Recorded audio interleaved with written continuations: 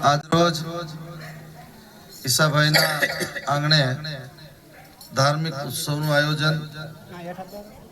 સગર બાપુ અને એની આખી ટીમ અહીંયા ભજન ધૂન કીર્તન જ્યારે કરાવવાના છે ત્યારે ઈસાભાઈએ મોટા મંદિરની ખૂબ સેવા કરી છે ગોપાલવાડીથી લઈને અને એમના છોકરાઓએ આ ધાર્મિક સંસ્કારો સાચવી રાખ્યા છે એનો આનંદ છે ભજન અને કીર્તન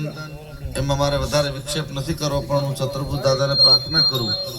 કે આ પરિવાર ખૂબ સુખી થાય ખૂબ આગળ વધે દીકરાને પણ ખૂબ સાધુ સંતો માટે ધર્મ માટે ખૂબ લાગણી છે અને સંત વાણીના આરાધકો સગર બાપુ અને એની આખી ટીમ એ બધાને આશીર્વાદ આપવા માટે જ્યારે આવ્યા છે ત્યારે એમની વાણીનો ખૂબ સારો લાભ લેજો ભજનની રમઝટ બોલશે ધૂન કીર્તન થશે અને આ જગતના પાપ તાપને સંતાપથી બચવા માટે